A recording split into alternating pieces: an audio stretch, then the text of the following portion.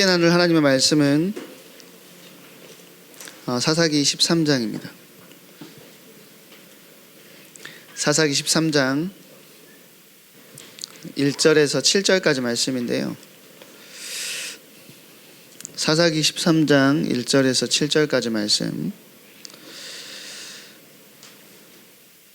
오늘도 저 한 절 여러분 한 절 이렇게 읽도록 하겠습니다. 이스라엘 자손이 다시 여호와의 목전에 악을 행하였으므로 여호와께서 그들을 40년 동안 블레셋 사람의 손에 넘겨주시니라.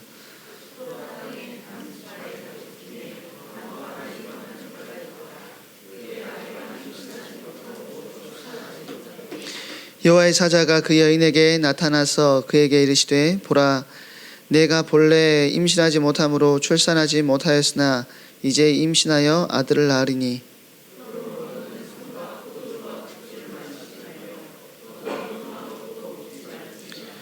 보라, 내가 임신하여 아들을 낳으리니 그의 머리 위에 삭도를 대지 말라. 이 아이는 태에서 나옴으로부터 하나님께 바쳐진 나실인이 됨이라.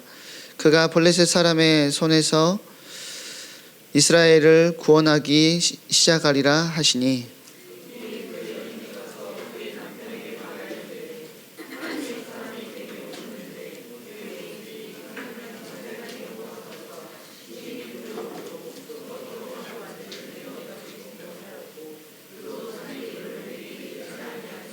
함께 읽겠습니다.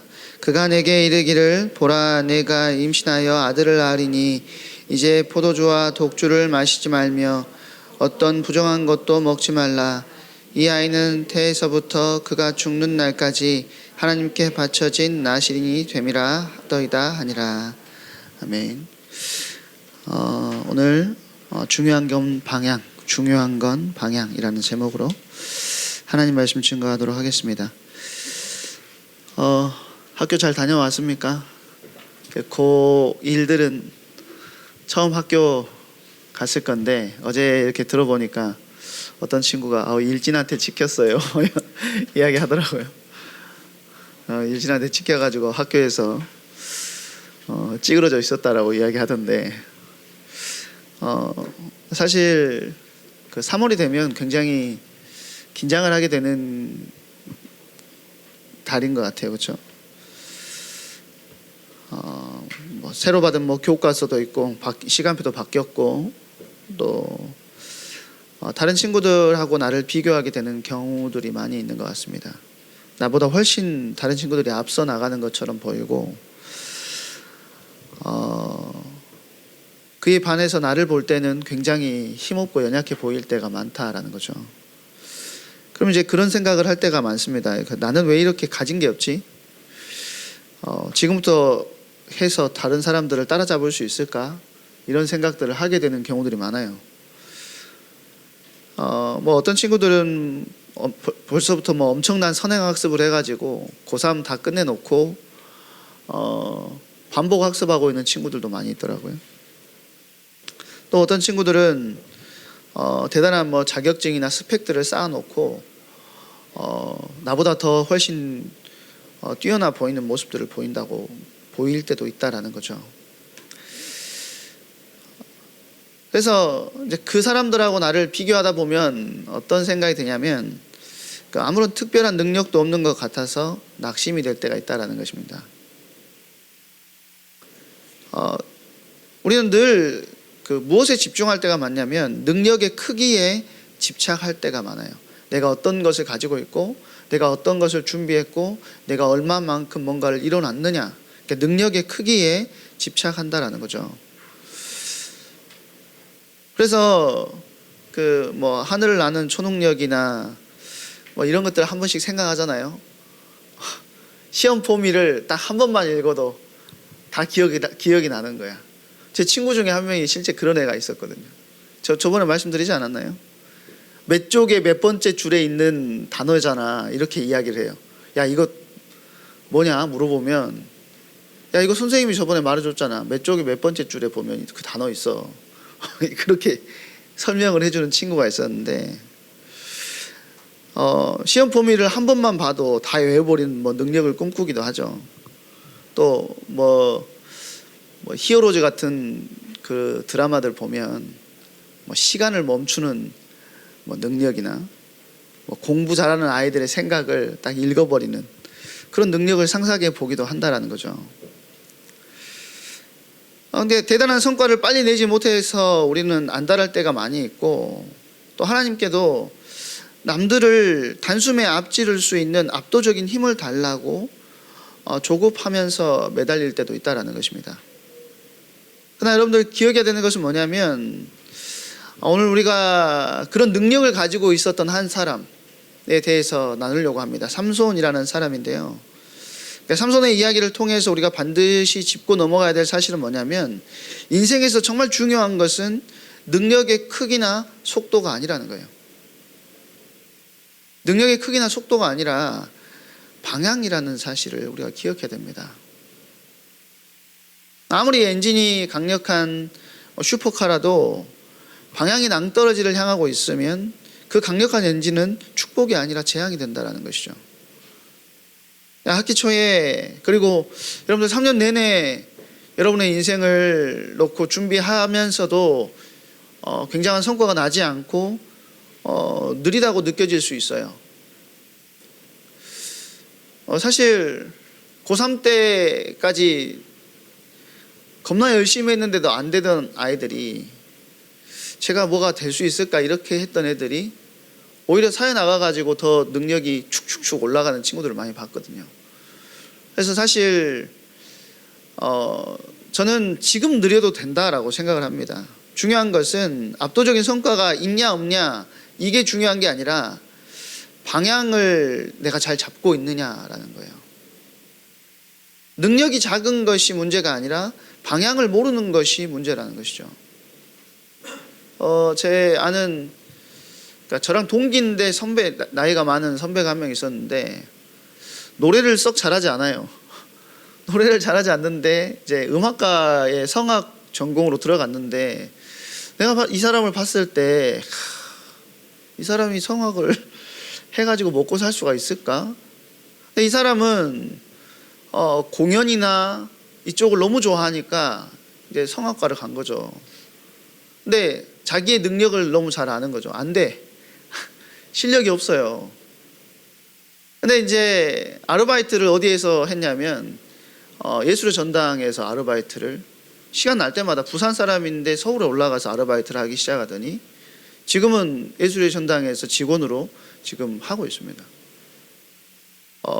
공연을 좋아하는 사람이고 사실은 자기가 공연을 하고 싶었지만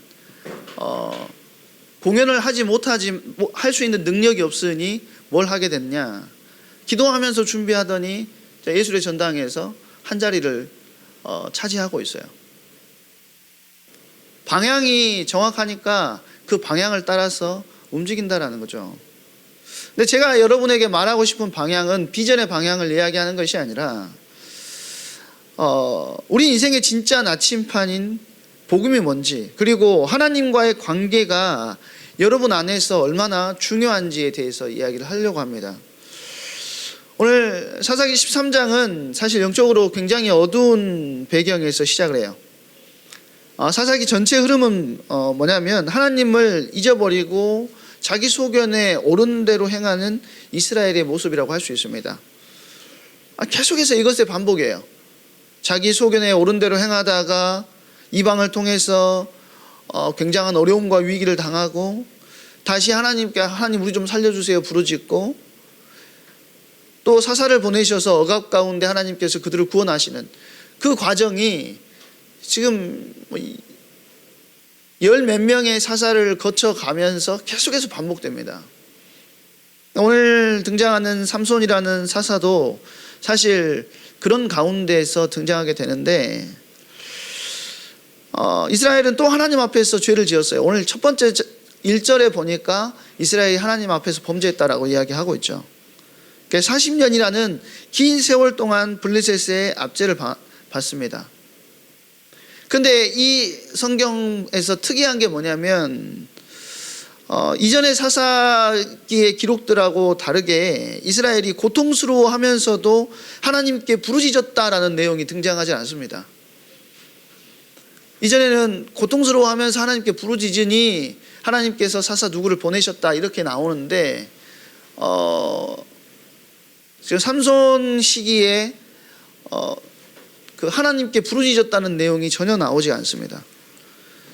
고통에 너무 익숙해져 버린 나머지 하나님과의 관계가 완전히 끊어져 버렸다는 거예요.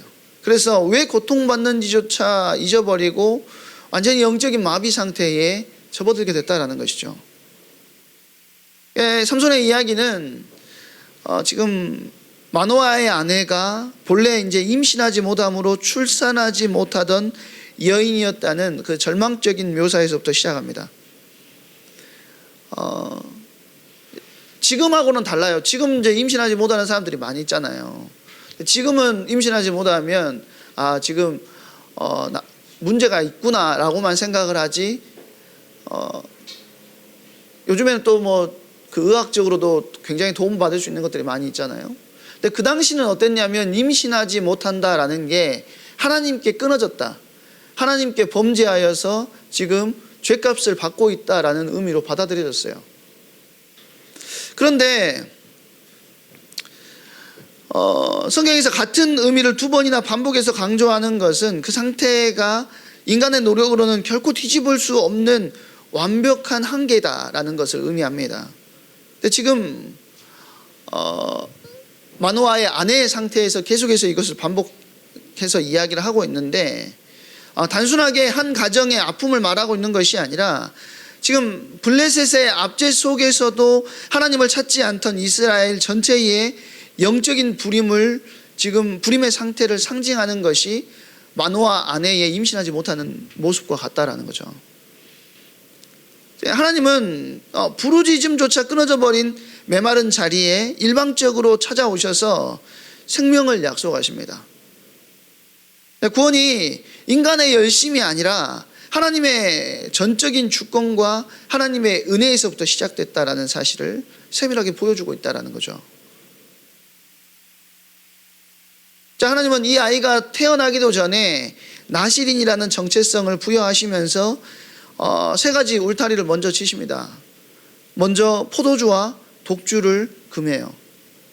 그러니까 세상의 풍요와 즐거움에 취해가지고 영적인 감각이 마비되지 않도록 오직 하나님의 영에만 깨어 있으라는 영적인 각성을 요구하시는 거죠. 두 번째는 그 나실인의 특징은 뭐냐면 부정한 시체를 멀리해야 되죠. 그러니까 생명의 근원이신 하나님께 속한 자로서 죽음의 부패 문화로부터 자신을 지키라는 거룩한 구별을 이야기하는 것입니다. 세 번째는 뭐냐면 머리에 삭도를 대지 말라라고 이야기해요. 그러니까 삼손 나중에 머리 잘라가지고 힘을 잃었다 뭐 이렇게 옛날에 어린 시절에 그 주일학교 때 배운 그 선생님이 그런 이야기를 해주셨었는데, 머리에 삭도를 대지 말라는 명령은 삼손의 인생에서 가장 선명한 영적인 장치였어요. 그게 뭐냐면 긴 머리카락은 그러니까 그 자체로 마법적인 힘을 내는 도구가 아니라 내 머리 위에 하나님의 주권이 있음을 인정하는 순종의 표식이었다는 거죠. 그래서 삼손은 자라나는 머리카락을 느낄 때마다 자신의 존재 이유와 또 하나님께 그 방향이 하나님께 고정되어 있어야 함을 인정하는 그 순종의 표식이었다는 것이죠.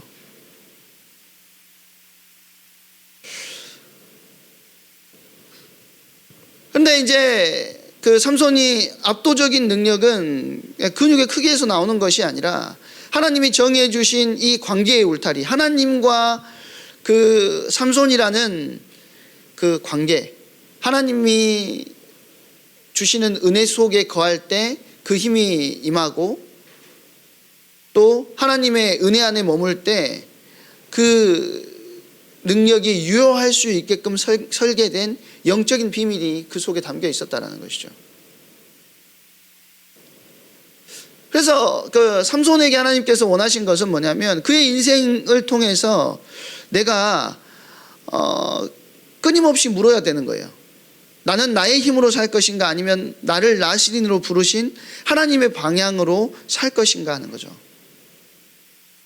이 관계의 선이 견고할 때 삼손의 능력은 비로소 구원의 도구로 쓰임받을 수 있게 됐다는 것입니다. 여기서 우리가 깨달아야 되는 영적인 비밀이 있는데, 인생의 올바른 방향은 내 머리로 계산해서 나오는 것이 아니라 하나님과의 관계가 회복될 때 저절로 찾아온다는 것입니다.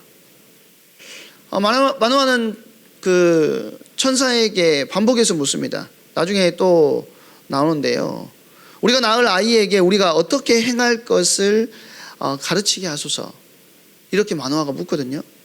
이 질문에 하나님은 구체적인 진로 상담을 너 이렇게 해가지고 애를 이렇게 키우고 이렇게 해야 돼, 이렇게 말씀하신 것이 아니라 다시 한번 나시린의 규례를 가르쳐 주세요. 무엇을 하느냐보다 누구와 연결되어 있느냐가 훨씬 중요하다는 것입니다. 그러니까 마노아는 내 아이에게 어떻게 해야 될까요? 이거를 묻는데, 지금 천사는 지금 나시린의 규례를 통해서 지금 하나님과 연결되어 있는 것, 하나님께서 원하는 방향으로 가는 것이 더 중요한 거야를 말씀을 계속 한다라는 거죠. 여러분 계속 이런 생각들을 할 수 있습니다. 내가 어느 대학을 갈까? 어떤 직업을 가질까? 내가 무엇을 해야 되지에 대한 문제로 굉장히 머리가 아플 수 있어요. 그렇지만 복음의 비밀은 다릅니다. 하나님과의 깨어진 관계가 회복돼서 내가 누구인지 알게 되면 내가 어디로 가야 할지는 하나님이 선명하게 보게 하신다는 것이죠. 그러니까 관계가 회복되지 않은 상태에서는 그때 내리는 결정은 삼손처럼 자신의 정욕을 채우는 방향으로 흐를 수밖에 없다라는 거예요. 하나님께서 나시린으로 부르셨는데 삼손은 자꾸 어느 방향으로 가려고 하냐면 자기가 원하는 방향으로 가기를 원했어요. 그래서 이방 여자하고 갑자기 결혼해버리고,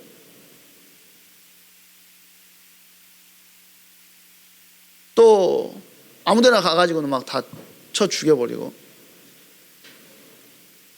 삼손은 엄청난 힘을 가지고 있었습니다. 능력을 가지고 있었어요. 그런데 방향을 놓쳐서 사실 메시아의 모형으로 사사를 하나님께서 보내셨는데 실패한 구원자가 된 거예요. 저도 어렸을 때 굉장히 많이 들었던 이야기가 뭐냐면, 너는 나시린으로 부름받았다, 이거였어요. 그러니까 저는 뭐 선택권이 없었습니다. 저희 어렸을 때부터 너는 하나님께 드리기로 작정하고 낳았기 때문에 너는 목회자가 돼야 돼. 그러니까 어렸을 때부터 굉장히 그런 말을 많이 들었고요. 그래서 그게 굉장히 스트레스였어요. 이거 내가, 근데 이제 어린 시절에 그걸 너무 많이 들었고, 나도 모르게 이제 목회자가 돼야 되겠다, 하나님께서 나를 부르신 부르심이 있었겠죠. 근데 저도 마찬가지로 하나님과의 관계가 어려지니까 자꾸 내가 원하는 방향, 내가 원하는 계획들을 세우게 되더라고요. 그러다 보니까 제가 저번에도 말씀드렸는데, 신학과 1학년을 마치고 이제 군대를 가가지고, 근데 군대에서 전역을 했으면 복학을 하면 되잖아요. 복학을 1년을 안 했어요. 제가 지금 배장현 목사하고 목사 안수 동기거든요. 근데 지금 제가 4년 선배인데 배장현 목사하고 목사 안수 동기예요. 그 말은 겁나 방황을 많이 했다는 거죠. 안 하려고 도망 다니고 피해 다니고, 물론 전도사 생활을 좀 더 오래 한 것도 있지만 1년 넘게 복학을 안 했습니다. 그래서 지난주에 저를 옆에서 괴롭혔다, 그 사투리가 들통나게 했던 박대웅 목사가 전화를 저에게 엄청 많이 했어요. 광주야, 복학해야 된다. 저한테는 사실 은인이죠.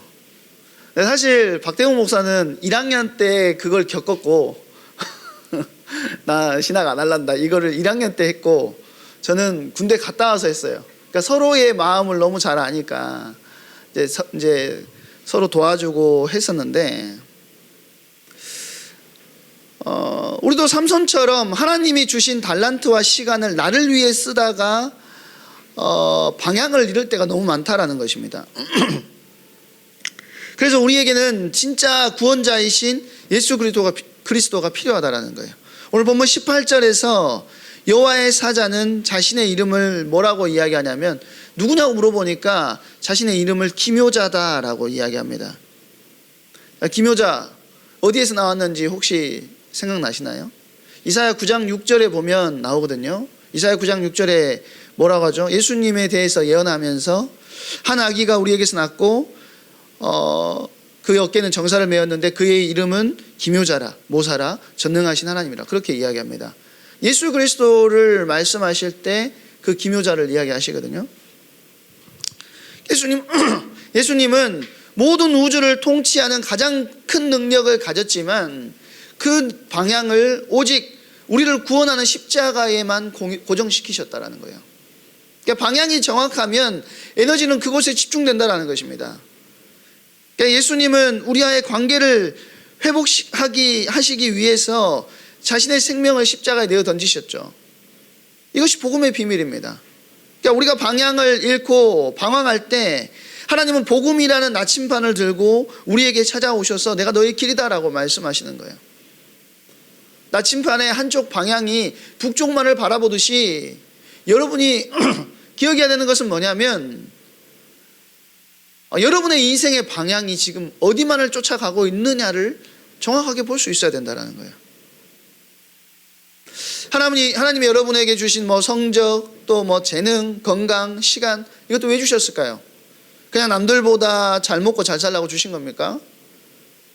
내가 복음 안에서 방향을 세우면 그 방향이 나를 끌고 갈 수 있다는 것입니다. 그것이 빠르든지 느리든지 상관없어요. 느릴 수 있어요. 사람이 주신 달란트가 다르고, 어떤 사람에게는 5달란트, 어떤 사람에게는 2달란트, 어떤 사람에게는 1달란트 주셨다라고 예수님도 그렇게 비유를 하십니다. 다 달란트가 달라요. 그러나 방향이 정확하면 그 달란트대로 쓰임받게 되는 것입니다.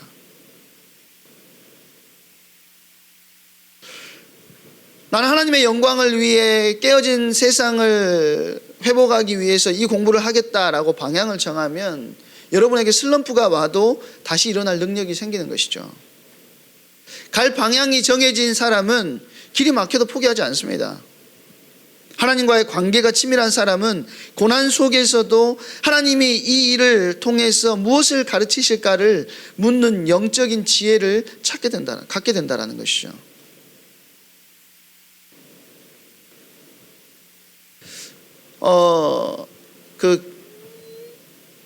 경마하는 데 보면 말 눈 옆에 이렇게 가죽을 대가지고 앞만 보게 하잖아요. 복음의 방향이 잡힌 사람은 세상의 헛된 유혹에 에너지를 낭비하지 않게 된다는 거예요. 가장 가치 있는 일, 영원한 일에 자신의 삶을 투자할 수 있게 된다는 것이죠. 그래서 여러분들 고등학교 1학년 시작한 친구들, 또 고2, 고3 있는데 여러분에게 재수하라는 말은 아니고요.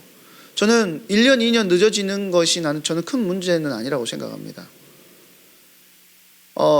방향이 정확하게 가는 것이 중요한 거예요. 방향이. 제가 제일 안타까운 것은 뭐냐? 제일 안타까운 것은 성적 맞춰서 과 정하고 대학 결정하는 거. 난 그게 제일 안타까워요. 그러지 않았으면 좋겠어요. 우리 고등부 친구들은 그게 아니라 하나님께서 나에게 원하시는 방향이 무엇일지가 분명하게 나오고, 그것 안에서 여러분이 도전하고 믿음으로 준비해서 조금 부족하면 조금 더 준비할 수 있는 거, 저는 은혜라고 생각합니다. 조급하지 마세요. 야곱은 형 에서보다 늦게 시작했습니다. 그러지 않습니까? 예서는 시작부터 뛰어났어요. 시작부터. 처음부터 나가가지고 사냥하고, 처음부터 자기를 따르는 무리들이 있었고 리더였어요. 야곱은 어땠죠? 그 당시 시대 상황에서는 절대로 이해할 수 없는 사람이었습니다. 왜요? 그 당시에는 밖에 나가서 사냥을 해야 됐고 일을 해야지 괜찮은 사람이었다는 거예요. 근데 야곱은 엄마 옆에서 가정일 돕잖아요. 그러니까 지금 어머니를 돕지 말라 이런 말을 하는 것이 아니라 그 당시 시대 상황과는 전혀 맞지 않는 사람이었다는 거예요. 능력 없는 사람. 그런데 하나님은 누구를 사용하시죠? 늦었지만 야곱을 사용하신다는 거예요. 가족과 짐승들의 걸음대로 천천히 걸어서 결국 약속의 땅에 도착한 사람은 누구냐면 예서가 아니라 야곱이었다는 것입니다. 방향만 맞다면 속도는 중요하지 않아요. 문제되지 않습니다. 여러분이 오늘 하나님과의 관계 회복에 초점을 맞춘다면 여러분의 진로와 비전은 하나님이 책임지신다라는 거예요. 여러분들, 그래서 모든 시작을 무엇으로 시작해야 되냐면 복음 안에서 시작하셔야 돼요. 복음으로 돌아가야 돼요. 여러분들 계속 수련회 때도 고백했고 했던 그런 고백들이 실제적으로 여러분 안에서 발견돼야 됩니다. 나는 죽을 수밖에 없는 죄인이었지만 예수님의 십자가로 살게 된 자라는 사실을 매일 고백하세요. 그리고 관계에 집중하십시오. 마노아처럼 주님, 제가 어떻게 하기를 원합니까? 끊임없이 주님한테 물으셔야 된다는 거예요. 그리고 영적인 비밀을 누려야 된다는 겁니다. 내가 내 미래를 만드는 것이 아니라 하나님이 나를 통해서 그분의 일을 하신다는 것을 믿고 여러분 주어진 공부와 삶에 최선을 다하고 나아갈 때 하나님께서는 여러분에게, 여러분을 통하여 하시고자 하시는 일들을 보이실 거라는 거죠. 계속해서 말씀드리지만 중요한 것은 크기가 아니라, 능력의 크기가 아니라, 속도가 아니라 방향입니다. 여러분의 인생 버스가 성공이라는 종착역이 아니라 하나님의 영광이라고 하는 종착역을 향해서 달려갈 수 있게 되기를 바랍니다. 여러분이 그 방향을 선택할 때 하나님의 위대한 일하심이 여러분의 삶에 펼쳐지게 될 줄로 믿습니다. 우리 이 시간에 같이 한번 찬양할 건데요. 주님을 보게 하소서라는 찬양입니다.